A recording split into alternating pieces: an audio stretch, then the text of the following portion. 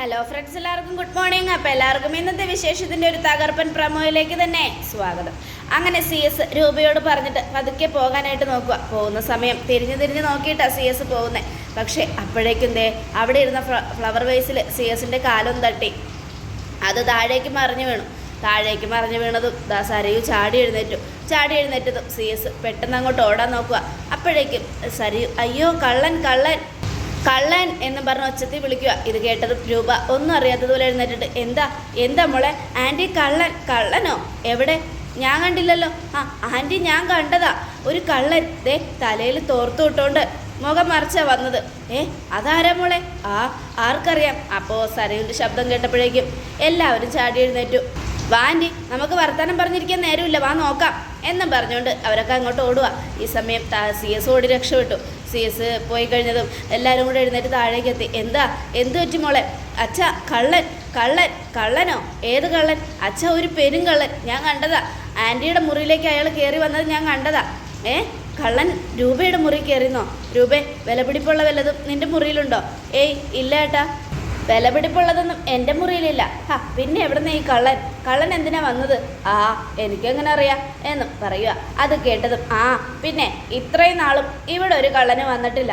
ഞാനും മേഡം ഒറ്റയ്ക്ക് താമസിക്കുമ്പോൾ പിന്നെയാണ് ഇപ്പോൾ വരാൻ പോകുന്നത്. അത് കേട്ടതും രാഹുൽ യാമിനെ തുറച്ചു നോക്കുക.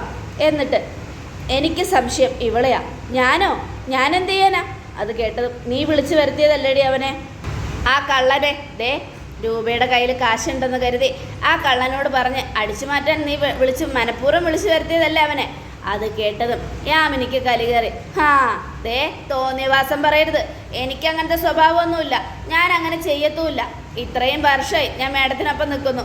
എന്നിട്ടും ഇതുപോലെ എന്തെങ്കിലും ഒരു സംഭവം എപ്പോഴെങ്കിലും ഉണ്ടായിട്ടുണ്ടോയെന്ന് ഒന്ന് ചോദിച്ചു നോക്ക്. അത് കേട്ടതും രൂപ തുറച്ചു നോക്കുമോ രാഹുലിനെ. നീയൊക്കെയാടാ കള്ളൻ, പെരും കള്ളൻ. എൻ്റെ സ്വത്തുക്കളെല്ലാം തട്ടിയെടുക്കാൻ വേണ്ടി എന്നെയും എൻ്റെ ഭർത്താവിനെയും എൻ്റെ മക്കളെയൊക്കെ തമ്മിൽ അകറ്റിയ പെരുങ്കള്ളൻ എന്നും പറയുവാണ്. അപ്പോൾ രാഹുൽ, നീ എന്താ രൂപയെ ആലോചിക്കുന്നേ? ഞാനെന്നാലും ആലോചിക്കുകയായിരുന്നു രാഹുലേട്ടാ, ഈ പാതിരാത്രി മുറിയിലേക്ക് കയറി വന്നത് ആരാണെന്ന്. അത് വേറെ ആരും അല്ല രൂപേ, അവൻ തന്നെയാ ആ കള്ളൻ. ഇവള് പറഞ്ഞു വിട്ട ആ കള്ളൻ. എനിക്കങ്ങനെ രാത്രി ആരെയും വിളിച്ചു കയറ്റുന്ന സ്വഭാവമൊന്നുമില്ല. അങ്ങനത്തെ സ്വഭാവമുള്ളതേ തൻ്റെ ഭാര്യയ്ക്കും തൻ്റെ മകൾക്കുവാ. എടി, എന്താടി നീ പറഞ്ഞ്? എന്നെ എൻ്റെ അമ്മയെ നീ കുറ്റക്കാരിയാക്കുന്നു. നിന്റെ വൃത്തികെട്ട സ്വഭാവമൊന്നും ഞങ്ങൾക്കില്ലടി. നീ തന്നെ ആയിരിക്കുള്ളൂ അങ്ങനെയൊക്കെ ചെയ്ത്. അച്ഛാ, ഇവളെ സൂക്ഷിക്കണം. ഞാൻ അല്ലെങ്കിലേ പറഞ്ഞതാ. ഇവളെ ചിലപ്പോൾ അടിച്ചു മാറ്റാൻ വേണ്ടി ആൾക്കാരെ വിളിച്ചുകൊണ്ട് വന്നതായിരിക്കും. ഇവളുടെ മുഖത്ത് ഒരു കള്ള ലക്ഷണമുണ്ട്. ഞാൻ പറഞ്ഞല്ലോ, അത് നിൻ്റെ അമ്മയ്ക്കും നിനക്കുമാണുള്ളത്. എനിക്ക് അങ്ങനെ ഒരു സ്വഭാവമൊന്നുമില്ല. അങ്ങനെ ഒരു സ്വഭാവം ഉണ്ടായിരുന്നെങ്കിൽ ഇന്ന് ഞാൻ മേഡത്തിനോടൊപ്പം ഇവിടെ ഉണ്ടാവില്ലായിരിക്കും എന്നൊക്കെ പറഞ്ഞുകൊണ്ട് യാമിനി അവിടെ ഇരുന്ന് തർക്കിക്കുക. ഈ സമയം സരയു, ആൻറ്റി, എത്രയും പെട്ടെന്ന് ഇവിടെ ഒന്ന് പറഞ്ഞു വിടണം, ഇല്ലെങ്കിൽ ഇനിയും ഞങ്ങളില്ലാത്തപ്പോൾ കള്ളന്മാരേക്ക് ഇവള് വിളിച്ച് കയറ്റും. അത് കേട്ടതും എന്നോട് ഇനി തോന്നിയവാസം പറഞ്ഞാൽ നിന്റെ കാരണം ഞാൻ അടിച്ചു പോയിക്കും. അപ്പോൾ രൂപ, ഒന്ന് നിർത്തുന്നുണ്ടോ? ഇവിടെ കള്ളം വന്നത് എങ്ങനെയാണെന്ന് അന്വേഷിക്കാതെ പരസ്പരം തമ്മിൽ തല്ലുകൂടിയിട്ട് എന്താ കാര്യം? സരയു, നിനക്ക് യാമിനിയോട് ദേഷ്യം ഉണ്ടായിരിക്കും, ഏട്ടനും ഉണ്ടായിരിക്കും എന്ന് കരുതി അവൾ എൻ്റെ കൂടെ നിൽക്കാൻ തുടങ്ങിയിട്ട് ഇത്രയും വർഷമായി. എന്നിട്ടും ഇതുവരെ ഇതുപോലൊരു സംഭവം ഉണ്ടായിട്ടില്ല. അങ്ങനെയുള്ളപ്പോൾ അവൾ അങ്ങനെയൊന്നും ചെയ്യുമെന്ന് എനിക്ക് വിശ്വസിക്കാൻ പറ്റുന്നില്ല. നീ വിശ്വസിക്കേണ്ട രൂപേ, നീ കണ്ണും അടച്ച് ഇവളെ അങ്ങ് വിശ്വസിച്ചോ നല്ലവളാണെന്ന്. അവസാനം നീ ഉറങ്ങിക്കിടക്കുമ്പോൾ നിന്റെ കഴുത്തറുത്തിട്ട് ഇവളങ്ങ് പോകും.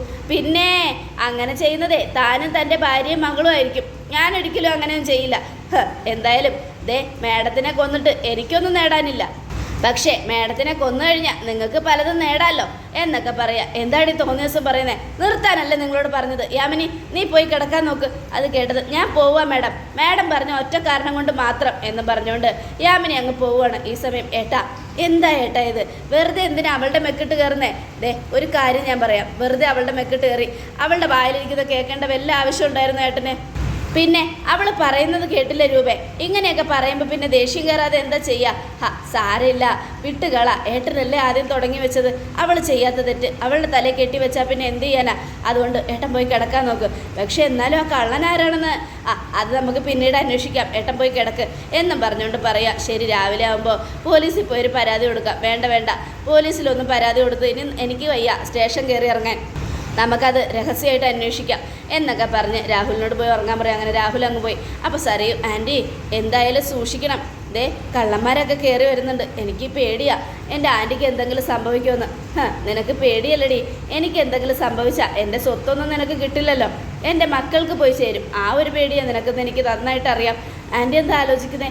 ഇല്ല, എന്നാലും ആ കള്ളൻ എവിടെ നിന്ന് വന്നെന്ന് ആലോചിക്കുമായിരുന്നു മോളെ. ഹോ, ആ കള്ളൻ ഞാൻ തന്നെ പേടിച്ചു പോയേണ്ടി. സത്യം പറഞ്ഞാൽ ഒരു മിനിറ്റ് കൊണ്ട് എൻ്റെ ശ്വാസം നിന്ന് പോയ പോലെ എനിക്ക് തോന്നിയേ. അങ്ങനെ നിൻ്റെ ശ്വാസം നിന്ന് പോയിരുന്നെങ്കിൽ എനിക്ക് സന്തോഷമാവുമായിരുന്നു എന്നൊക്കെ പറഞ്ഞുകൊണ്ട് രൂപ ഇങ്ങനെ ആലോചിച്ചുകൊണ്ട് മുകളിലേക്ക് പോവുക. ഈ സമയം സരയും കൂടെ പോയി, ഈശ്വര എൻ്റെ ചന്ദ്രേട്ടൻ വീട്ടിലേക്ക് പോയിട്ടുണ്ടാവോ, ഞാൻ എങ്ങനെ അറിയും എന്നൊക്കെ ആലോചിച്ചുകൊണ്ട് ഇങ്ങനെ ഇരിക്കണം. ഇങ്ങനെ CS വീട്ടിലേക്ക് എത്തി. വീട്ടിലെത്തിയതും ആകെ ശ്വാസം മുട്ടി ഇങ്ങനെ നിൽക്കുക. അപ്പോഴേക്കും ദയാനന്ദൻ, എന്ത് പറ്റി സാറേ? ഒന്നും പറയണ്ടടോ. എത്ര വർഷത്തിന് ശേഷം എൻ്റെ രൂപയുടെ വീട്ടിലേക്ക് ഒന്ന് പോയതാ. അവിടെ ചെന്നപ്പോൾ ഒരു സമാധാനമില്ല. എന്ത് ചെയ്യാനാ, ആ കാലമാടൻ കൃത്യസമയത്ത് കയറി വന്നു, ആ രാഹുല്. എന്നിട്ട് സാർ അവനോടൊന്നും പറഞ്ഞില്ലേ? പിന്നെ അതെങ്ങനെയാ, എന്നെ അവൻ കാണരുതെന്ന് രൂപയ്ക്ക് ഒരേ നിർബന്ധം. അങ്ങനെ അങ്ങാനും അവൻ എന്നെ കണ്ട ഞങ്ങളെയൊക്കെ കൊല്ലാൻ നോക്കുമെന്ന അയാളുടെ പേടി. അതുകൊണ്ട് ഞാൻ മുമ്പിൽ ചെന്ന് ചാടിക്കൊടുത്തില്ല. പിന്നെ അവൻ വന്നതിന് പിന്നാലെ അവൻ്റെ മോളും ഭാര്യയും ഒക്കെ വന്നു. അതിനുശേഷം അവൻ്റെ മോള് എൻ്റെ രൂപയ്ക്കൊപ്പം കയറി കിടന്നു. ഞാനാണെങ്കിൽ ആ ബാത്റൂമിൽ ഒളിച്ചു നിൽക്കുമായിരുന്നു. രാത്രി ഇറങ്ങിപ്പോരുന്ന സമയത്ത് ഒന്നും പറയണ്ട, എൻ്റെ കാല് തട്ടി ഫ്ലവർ വേസും താഴെ വീണു. അതിനുശേഷം കള്ളൻ ഒച്ചത്തിൽ നിലവിളിച്ച സരയും ആൾക്കാരെയൊക്കെ കൂട്ടി. അയ്യോ, എന്നിട്ട് സാറേ പിടിക്കപ്പെട്ടില്ലല്ലോ? ഇല്ലടോ, താൻ എന്തേലും കഴിക്കാനെടുത്തേ, എനിക്ക് നല്ല വിശപ്പുണ്ട്. അയ്യോ, അത്ര നേരമായിട്ടും സാറൊന്നും കഴിച്ചില്ലേ? ഇല്ലടോ, അവിടെ ചെന്നിട്ട് എവിടെ കഴിക്കാൻ നേരം, അവസാനമായി രൂപ എനിക്കൊന്ന് വാരിത്തരാൻ വേണ്ടി വന്നതാ. അപ്പോഴേക്കും ആ ദുഷ്ടകാലത്തി അകത്തേക്ക് കയറി വന്നു ആ പൂതന സരയു എന്നും. അത് കേട്ടതും, എൻ്റെ സാറേ, അവരൊന്നും സാറിന് മനസ്സമാധാനം തരില്ല. അതുകൊണ്ട് സാറൊരു കാര്യം ചെയ്യ്, ഇനി മേഡത്തിൻ്റെ അടുത്തേക്ക് പോയി മേഡത്തെ കാണണ്ട, മേഡത്തിനെ ഇങ്ങോട്ട് വിളിക്ക്, ഇവിടെ വിളിച്ച സമാധാനത്തോടെ കാണാമല്ലോ. അതെ ഇനി നടക്കൂ എന്നൊക്കെ പറഞ്ഞുകൊണ്ട് CS ഇങ്ങനെ ആലോചിച്ചുകൊണ്ട് നിൽക്കുക. ഈ സമയം കിരണും കല്യാണിയും ഇത്ര നേരമായിട്ടും അച്ഛനും വിളിച്ചില്ലല്ലോ കല്യാണി. അതെ കിരണേട്ടാ, എനിക്കും നല്ല ടെൻഷനുണ്ട്, അച്ഛനും അമ്മയും എന്തുകൊണ്ടാണ് നമ്മളെ വിളിക്കാത്തതെന്ന്. എന്തായിരിക്കും എന്നൊക്കെ ഇങ്ങനെ ആലോചിക്കുക. ഞാനൊന്ന് വിളിക്കാം എന്നും പറഞ്ഞുകൊണ്ട് കിരൺ ഫോണെടുത്ത് അച്ഛനെ വിളിക്കുക. അപ്പോഴേക്ക് CS ഫോണെടുത്തു. ഹലോ, എന്താണ് മക്കളെ? കാർന്നോരെ, ഞങ്ങളെന്നും വിളിക്കാൻ ഇപ്പോൾ കാർന്നോർക്ക് സമയമില്ലേ? എടാ മക്കളെ, ഞാൻ പറഞ്ഞില്ലേ, ആ അൺനോൺ നമ്പറുകാരിയുടെ പിന്നാലെ നടക്കുന്നതുകൊണ്ടേ എനിക്ക് സമയം കിട്ടുന്നില്ലടാ. അതെ, കണ്ട അൺനോൺ നമ്പറുകാരികളുടെ പിന്നാലെ നടന്ന് എൻ്റെ അമ്മയെങ്ങാനും ചതിച്ചാലുണ്ടല്ലോ, ഞാൻ ശരിയാക്കും. ഒന്ന് പോടാ. അങ്ങനെയൊന്നും ഞാൻ നിൻ്റെ അമ്മയെ ചതിക്കൊന്നുമില്ല കേട്ടോ എന്നൊക്കെ CS പറയുക. അതൊന്നും കുഴപ്പമില്ല, കാർന്നോരിപ്പോൾ വിളിയേ ഇല്ല, അതുകൊണ്ടൊന്ന് വിളിച്ചതാ. കാർന്നോർക്ക് എന്ത് പറ്റിയെന്നറിയാൻ വേണ്ടി.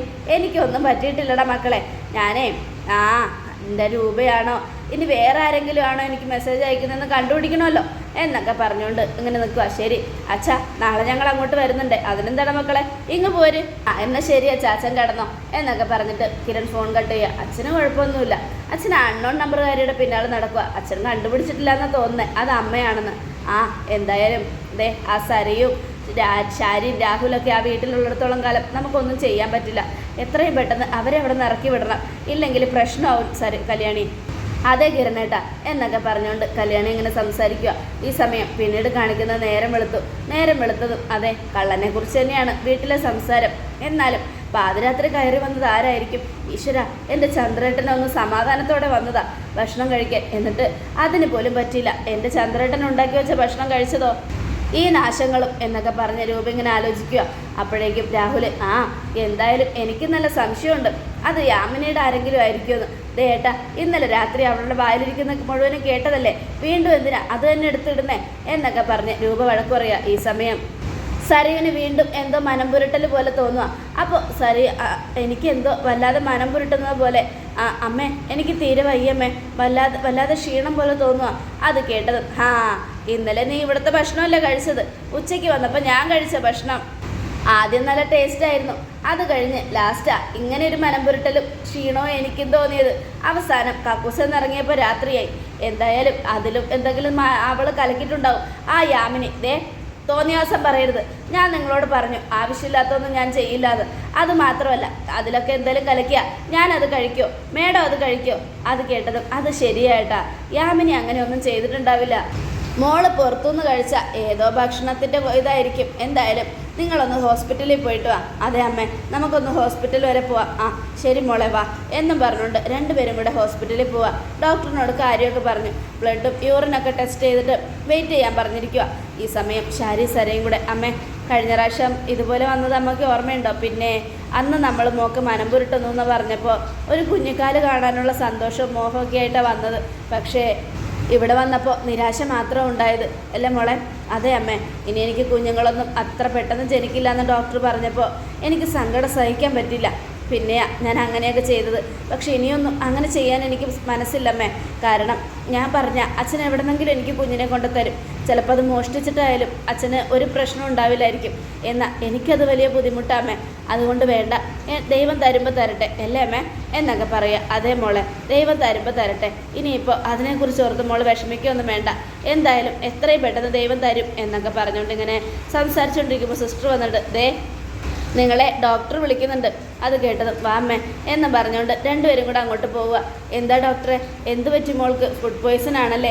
ആ, ഒരു വലിയ പോയ്സണാ. എന്താ പറ്റി? എൻ്റെ മോൾക്ക് വല്ല കുഴപ്പമുണ്ടോ? ആ, കുഴപ്പമുണ്ട്. ഒരു 10 മാസത്തേക്ക്. 10 മാസത്തേക്കോ? എന്താ പറയുന്നേ? ഒന്നും മനസ്സിലാവുന്നില്ലല്ലോ. അതെ, ഇപ്രാവശ്യം കള്ളൊന്നും പറയേണ്ടി വരില്ല. ഒരു ഗുഡ് ന്യൂസാ. അത് കേട്ടതും ഗുഡ് ന്യൂസോ? എന്താ ഡോക്ടറെ? സരയു ഒരമ്മയാകാൻ പോവുക. അത് കേട്ടതും രണ്ടുപേർക്കും സന്തോഷം കൊണ്ട് സരയും ഷാരിയും പരസ്പരം അങ്ങോട്ടും ഇങ്ങോട്ടും മുഖത്തോട് മുഖം നോക്കി. അതിനുശേഷം ഡോക്ടറിനെ നോക്കി. സത്യമാണോ ഡോക്ടറെ? സത്യം. ഞാൻ കള്ളം പറയില്ലല്ലോ. ഞാൻ എന്തിനാ കള്ളം പറയുന്നേ?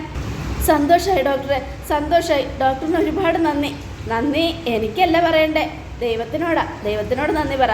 ആ, സരയിന് വേണ്ട ടാബ്ലറ്റൊക്കെ ഞാൻ എഴുതിത്തരാം. മാസം വന്ന് ചെക്കപ്പ് ചെയ്യണം കേട്ടോ. ശരി ഡോക്ടർ, ഞാൻ വരും, ഉറപ്പായിട്ടും വരും എന്നും പറഞ്ഞുകൊണ്ട് സരയു സന്തോഷത്തോടെ അവിടെ നിന്നും പോവുക. ഈ സമയം വീട്ടിലെത്തിയതും രാഹുലും രൂപയും എന്താ പറ്റിയത് മോളെ? നിനക്ക് കുഴപ്പമൊന്നുമില്ലല്ലോ എന്നും. ഏയ് ഇല്ലച്ചാ, എനിക്ക് കുഴപ്പമൊന്നുമില്ല. പിന്നെ ഡോക്ടർ എന്താ പറഞ്ഞേ? ഫുഡ് പോയ്സൺ ആണെന്നാണോ? ഫുഡ് പോയ്സൺ അല്ല, മറ്റൊരു ഗുഡ് ന്യൂസാ. അത് കേട്ടതും എന്ത് ഗുഡ് ന്യൂസ്? അതെ, നിങ്ങളൊരു മുത്തശ്ശനാകാൻ പോവുക. രൂപേ, നീ ഒരു മുത്തശ്ശിയും ഞാനും ഒരു മുത്തശ്ശിയാവാൻ പോവുക എന്നൊക്കെ പറയാണ്. അത് കേട്ടതും രാഹുൽ ഞെട്ടി. ഇവള് ഗർഭിണിയാണോ? അതെ, വ്രതം തെറ്റിക്കരുതെന്ന് ഞാൻ പറഞ്ഞല്ലേ സരയു, പിന്നെ ഇതെങ്ങനെ സംഭവിച്ചു? അതൊക്കെ ചിലപ്പോൾ വ്രതം ചെയ്തതുകൊണ്ട് ഭഗവാൻ എന്നെ അനുഗ്രഹിച്ചായിരിക്കും അച്ഛാ എന്നും സരയു. ഇത് കേട്ടത് രാഹുൽ, ഈശ്വര, ആ തെണ്ടി ചതിച്ചല്ലോ. ഞാനിനി എന്ത് ചെയ്യും? അവൻ ഇങ്ങനെ എൻ്റെ മോളെ നടുതെരുവിലാക്കുമെന്ന് ഞാൻ കരുതിയില്ലല്ലോ ഭഗവാനെ. എനിക്കിനി എന്ത് ചെയ്യാൻ പറ്റും എന്നൊക്കെ ആലോചിച്ചുകൊണ്ട് നമ്മുടെ രാഹുൽ ഇങ്ങനെ നിൽക്കുകയാണ്. അപ്പോൾ ഇതിനേക്കാൾ തകർപ്പൻ വിശേഷമാണ് നടക്കാൻ പോകുന്നത്. അതേ പ്രേക്ഷകരെ, സരയു അനാഥയാകാൻ ഇനി വെറും ദിവസങ്ങൾ മാത്രമാണ് ബാക്കി. ചെയ്ത തെറ്റുകൾക്കെല്ലാം പാപം ചെയ്തവർ എന്തായാലും വേദന അനുഭവിച്ചേ മതിയാവും. ഇനി നമ്മുടെ സരയു ചെയ്ത പാപത്തിനൊക്കെ സരയുവിന് ശിക്ഷയുണ്ട്. ആ ശിക്ഷയാണ് ഇനി സരയു അനുഭവിക്കാൻ പോകുന്നത്.